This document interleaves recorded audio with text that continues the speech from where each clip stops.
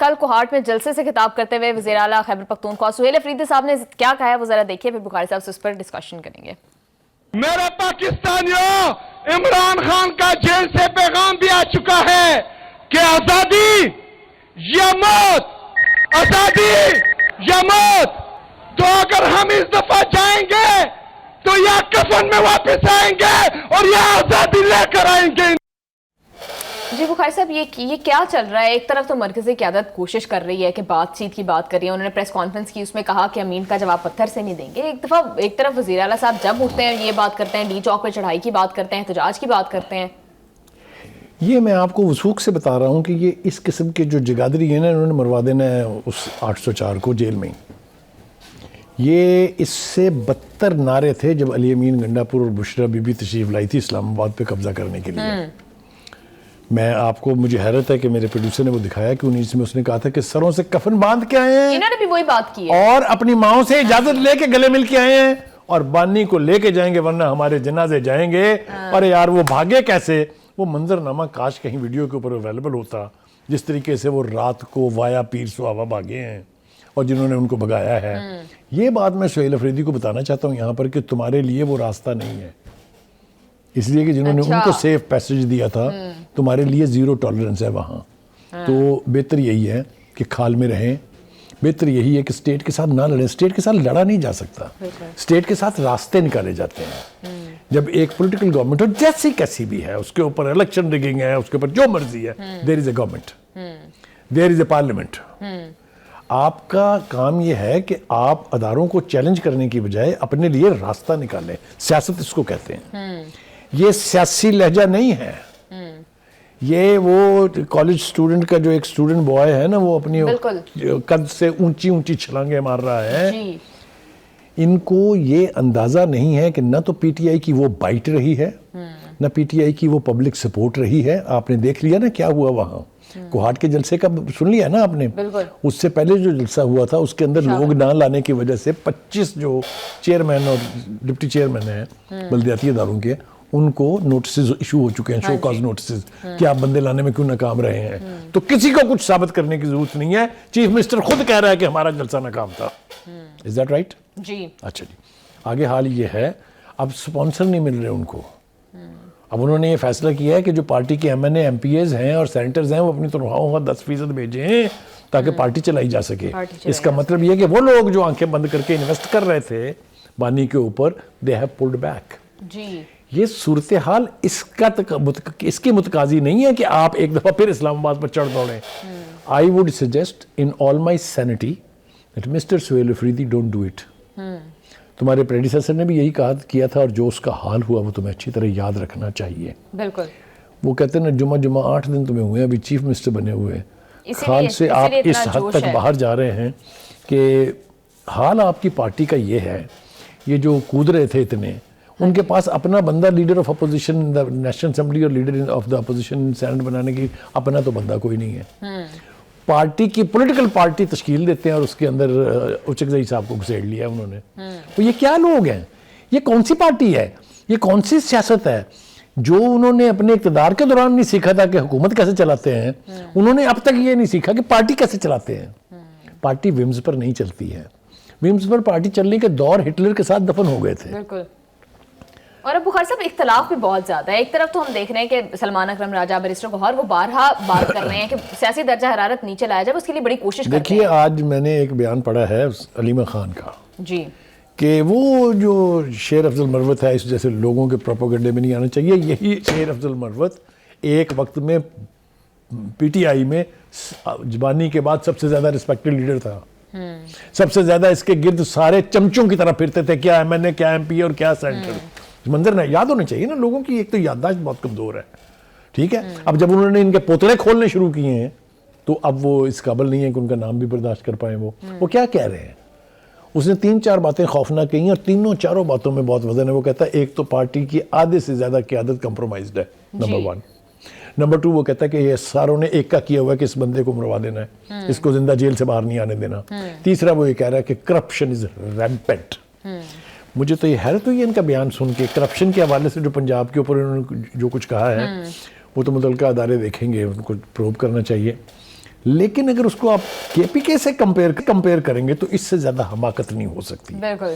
Be are T یس ایک منصوبہ آپ نے لگایا تھا 7 ارب کی کرپشن, تو اس میں ڈونر بینک جو ایشین ڈیولپمنٹ بینک ہے اس نے کہا تھا کہ جی 7 ارب روپے کی کرپشن ہے, تو آپ نے کیا کیا, آپ نے وہ اکاؤنٹیبلٹی کا ادارہ ہی بند کر دیا, نیب بند کر دی آپ نے تاکہ اس کا پروب نہ ہو سکے. اس کے بعد 400 جعلی بھرتیوں کا کیس آج تک عدالت میں پڑا ہوا ہے.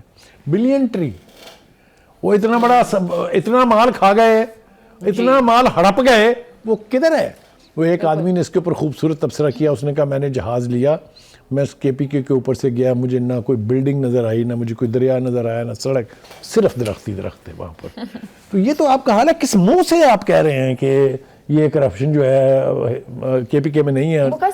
Tehreek Insaf as a party کرنے کیا چاہ رہی ہے؟ کیا سہیل افریدی صاحب کے کہنے پر احتجاج ہوگا, جسے وہ بات کریں کہ ہم احتجاج کی کال کا ویٹ کر رہے ہیں, دوسری طرف جو ہے وہ جو مرکزی قیادت ہے وہ بات چیت کرنے کی کوشش کر رہی ہے, تو تحریک انصاف کیا کرنے جا رہی ہے, کس کی چلے گی, کس کی پارٹی کے طور پر اب اس کا وجود ہر گزرتے دن کے ساتھ ویک ہوتا جا رہا ہے. بالکل. میں شروع کروں اگر آپ کو ان 5 اسیران کے اس خط سے, پھر اس کے بعد پوری لیڈرشپ کا جا کے جیل میں ان کو ملنا, پھر اس کے بعد شیر مروت کا اسے پارٹی میں ہوتے ہوئے مشورہ دینا کہ آپ پولیٹیکل آپشنز کے اوپر جائیں, یہ جو جنگجوانہ رویہ اس کو چھوڑ دیں. لیکن انہوں نے کسی ایک کی نہیں سنی ہے. دیکھیں میں آپ کو ایک بار پھر کہہ رہا ہوں کہ یہ انہوں نے کہا کہ 5300 ارب کی کرپشن آئی ایم ایف نے کہی ہے. عقل کے اتنے بڑے اندھے ہیں کہ اگر یہ الزام آئی ایم ایف نے لگایا ہوتا تو آپ کو قسط جاری ہوتی اگلی, وہ جو 2 پوائنٹ پتہ نہیں کتنے بلین ڈالرز آپ کو ملے ہیں وہ آپ کو جاری نہیں, اس کے ساتھ 90 کروڑ علیحدہ بھی ہے نا, ملا کے جو پہلے آئے ہیں اور اب آئے ہیں یہ کوئی 2.3 سمتھنگ بلین, یہ آپ کو ملتے, وہ آپ کو کلین چٹ دیتے. ابھی جو انہوں نے کیا ہے, جو کل کی خبریں ہیں آج جو ہائی لائٹ ہو رہی ہیں, اس میں کیا ہے کہ انہوں نے بہت ساری شکوں کے اوپر کام کیا ہے, جو کچھ رہتی ہیں اس کے اوپر کام ہو رہا ہے, اور ہم مطمئن ہیں یہ کلین چٹ دی ہے آئی ایم ایف نے اس حکومت کو, اس کے اوپر آپ اس قسم کے الزامات لگا رہے ہیں. جی وقار صاحب مجھے یہ بتائیں کہ آپ کو لگتا ہے کہ پریزنٹ سچویشن میں تحریک انصاف کی قیادت, مرکزی قیادت -1 کے لیے تیار ہے؟ اب دیکھیے یہ فیصلہ کرنا بہت مشکل ہے, کیونکہ پی ٹی آئی ایک فرد کا نام ہے جس کا نام جو بانی پی ٹی آئی ہیں. There is no existence, اور انفارچونیٹ بات یہ ہے کہ نہ ان کے فالوور چاہتے ہیں کہ پارٹی بنے, نہ خود موصوف چاہتے ہیں کہ پارٹی بنے. ومز کے اوپر چلنے والی جماعتیں جو ہیں وہ اکثر بہت بڑے فیوچر کا سامنا ان کو کرنا پڑتا ہے. یہی ہو رہا ہے انفارچونیٹلی. پی ٹی آئی اس کی اسٹرینتھ جو ہے both in term of supporter, voter, followers, sponsors, یہ سب کچھ سکیز ہو رہا ہے. آئی تھنک پارٹی قیادت کو اس کا ادراک ہونا چاہیے. جی وقار صاحب ایم کیو ایم کا بھی یہی حال ہوا, وہ بھی 1 مین آرمی ہی تھی ساری پارٹی, پھر وہ اس میں سے -1 ہوا. پھر اب پی ایم ایل این کو دیکھ لیں ہم, اس میں سے بھی -1 ہوا کچھ ٹائم کے لیے. P T I Pakistan people's party میں سے بھی -1 ہوا. تو کیا پی ٹی آئی سے بھی یہی ہونے جا رہا ہے اور اس کو ایکسیپٹ کرنا پڑے گا ان ایدر وے؟ دیکھیے -1 کی نوبت کیوں آتی ہے جب آپ سارے نارمز چھوڑ کے ایک اپنی یعنی منموجی طریقے سے آپ اپنی ایک راستہ خود سے دریافت کر لیتے ہیں. وہ جب بھی ہوگا یہی ہوگا. وقار صاحب بانی ابھی بھی تحریک انصاف کی قیادت بیٹھتی ہے کسی بھی ٹاک شو پہ, وہ ایک ہی بات کرتے ہیں کہ بانی بات چیت کے لیے تیار نہیں ہے, تو پھر راستہ کس طرح سے نکلے گا؟ جھوٹ بولتے ہیں, ڈٹائی کے ساتھ جھوٹ بولتے ہیں. میں آپ کو بتاؤں اب تک کی پوری سیاست کا مطمع نظر یہ ہے کہ ان چوروں ڈاکوؤں سے میں نے بات نہیں کرنی, میں بات کروں گا انہی سے جو پہلے مجھے لے کے آئے تھے, وہی مجھے دوبارہ لا سکتے ہیں. یہ ان کو پتہ ہے. الیکشن کے ہاتھوں اب پی ٹی آئی واپس نہیں آ سکتی. یہ میں آپ کو بتا رہا ہوں. اس کی وجوہات یہ ہیں کہ وہ پارٹی اس طرح سے یونائٹڈ پارٹی نہیں ہے. اس کے اندر سے جو الیکٹیبلز تھے وہ نکل چکے ہیں, چاہے وہ علیم خان تھا, چاہے وہ جہانگیر ترین تھا, چاہے وہ پرویز خٹک تھا, نام یعنی یہ ریالٹیز ہیں آپ کے سامنے. اب جو نئے لوگوں کو آپ نومینیٹ کریں گے تو ان کی اگر بیک گراؤنڈ نہیں ہے سیاسی, تو پاکستان کے معاشرے میں ووٹ نہیں لے سکتے. وہ صرف اگر اس نام کے اوپر ووٹ مل سکتا تھا تو وہ اس وقت تک تھا جب تک بانی باہر تھے, جب تک بانی پارٹی کو لیڈ کر رہے تھے.